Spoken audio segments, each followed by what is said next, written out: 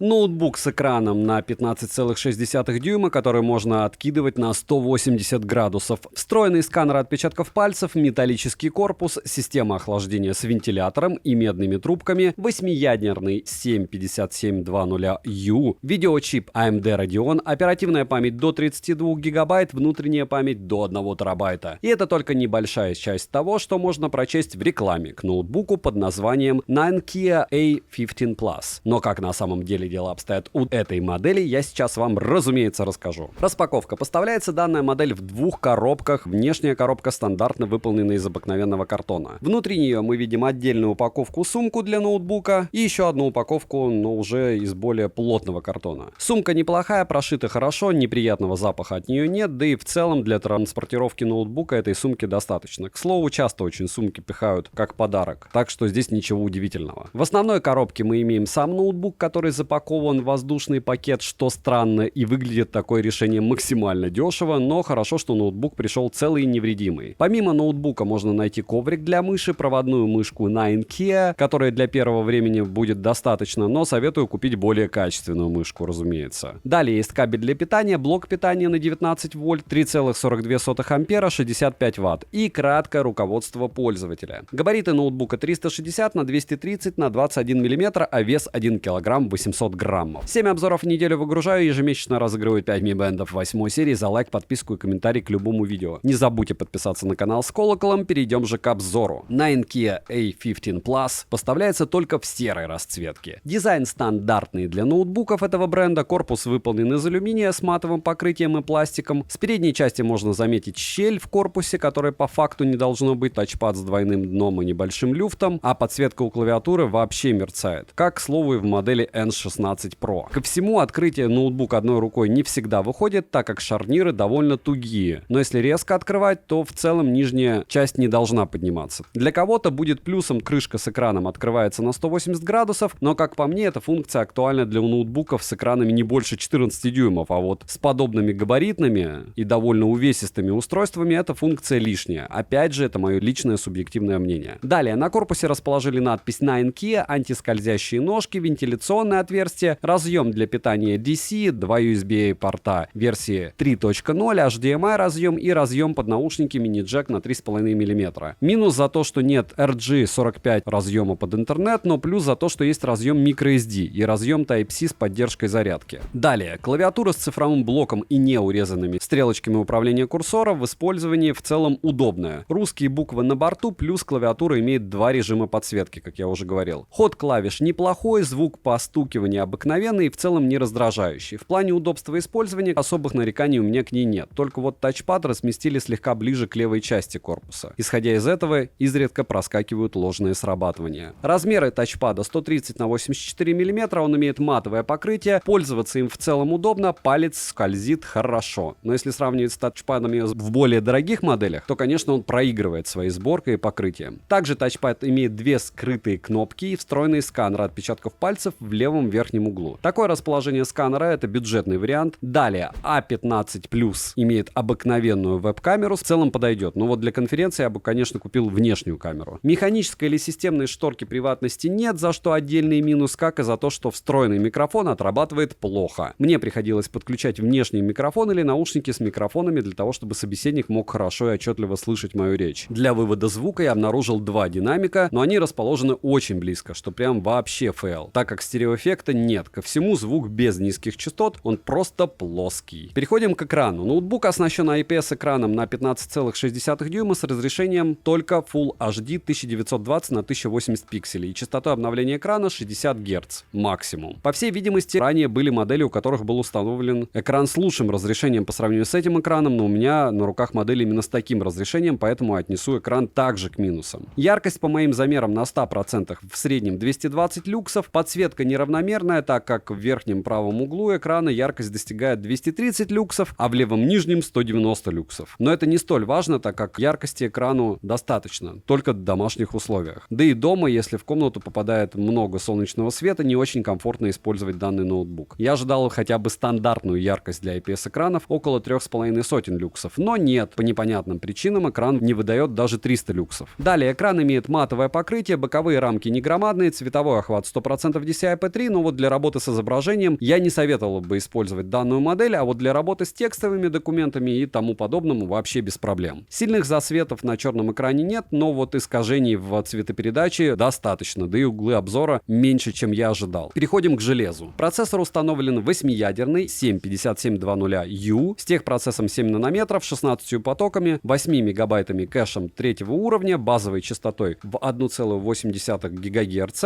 и 4,3 ГГц в турборежиме. За графику отвечает интегрированный видеочип AMD Radeon, а за охлаждение всего лишь один вентилятор с медными трубками, плюс отверстие для теплоотведения, хоть и расположили с тыльной части корпуса, но система охлаждения при нагрузке сбрасывает обороты, что способствует перегреву устройства. Далее, по памяти мы имеем оперативку DDR4 3220 SODIMM на 16 или 32 гигабайта, а накопитель M2 на 512 гигабайт или 1 терабайт. Чтобы расширить ОЗУ или ПЗУ, дополнительных мест нет, можно только заменить старые планки. Крышка снимается без каких-либо проблем, за что плюс, так как были некоторые модели от 9K, где крышку снять было попросту нереально, только если повредив ее. Далее, по связи поддерживается Wi-Fi 6 серии, адаптер Qualcomm AFROS QCA9377, Bluetooth чип тоже от Qualcomm, операционная система в стоке Windows 11 Pro, проблем с языком обновлениями не было, что странно, так как я морально был готов к тому, что встречаю каждый раз, когда покупаю ноутбуки от 9K, а именно проблемы с обновлениями. Постоянные перезагрузки при первичном запуске ноутбука, проблемы с русским языком и подобным. Здесь такого нет. Ура! Хоть с чем-то нет проблем. Емкость аккумулятора 5000 мАч, при том, что пока я не тестировал его автономность и не открывал крышку, я думал, что аккумулятор установлен на 9000 мАч,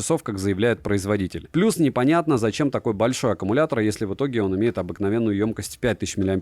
Полный цикл зарядки от родного адаптера питания у меня занял в среднем 3 часа стандартно. В PC-марке в тесте просмотра видео ноутбук выдал 4 часа 50 минут, в офисном сценарии использования 4 часа 40 минут и в игровом 1 час 40 минут. По моим тестам ноутбук живет около 5-6 часов, за 1 час просмотра видео на YouTube на 100% яркости, с 50% громкости динамиков уходит в среднем 25% заряда. То есть вам его на 4 часа YouTube хватит. За 1 час в CS2 уходит 35% заряда, в более легких играх Super Animal Royale за 1 час уходит около 25-30% заряда. Чтобы получить стабильное и хотя бы среднее FPS, необходимо понижать качество графики. Но и это не всегда срабатывает. Простыми словами, ноутбук не подходит для более требовательных игр, если мы говорим о комфорте. Но в целом с подключенным питанием можно играть даже в Apex Legends. Без подключенного питания можно играть в какие-то 2D игры, стратегии или подобное. Что касается нагрева во время игр, то на удивление в играх система охлаждения работала постоянно без просадок. Хотя мы все думали, что будет плохо с этим одним вентилятором, правда? Перейдем же к тестам. В PC-марке Extended ноутбук выдал общий результат в 4141 балл, в Geekbench 6 OpenCL Score 7507, Vulkan Score 7677, Single Core выдал 1244, в мультикоре 3388, в Crystal Disk марке 8 средний результат чтения 1849 и запись 1587 мегабайт в секунду. Cinebench R24 выдал в многоядерном тесте 466, а в одноядерном 72 ПТС. Минусы: плохой звук, плохая сборка, плохой экран малой яркости, плохо реализован тачпад, подсветка клавиатуры на средней яркости мерцает, плохо работает система при повседневном использовании, также есть проблемы с другими операционными системами, да и в целом минусов, как вы прекрасно понимаете, достаточно. К плюсам можно отнести цену, которую можете увидеть по ссылке в описании к видео. Не забудьте подписаться на телеграм-канал скидок взаимопомощи и мой личный телеграм-канал. К слову, сегодня я ленововский еще ноутбук купил и xiaomi-шный. Ленововский 23 года, xiaomi-шный 22, и там все должно быть намного интересней. Резюмирую, 9K A15 Plus. Не скажу, что данная модель вызвала у меня один негатив, но я советовал бы 1000 раз подумать перед тем, как покупать ноутбук от этого бренда. Лично мне последние ноутбуки, которые я тестировал от 9K, доверие, мягко сказано, не внушают. От меня девайсу скорее нет, чем да. Если бы еще экран стоял, тот, который был на старте продаж, аккумулятор на 9000 мАч,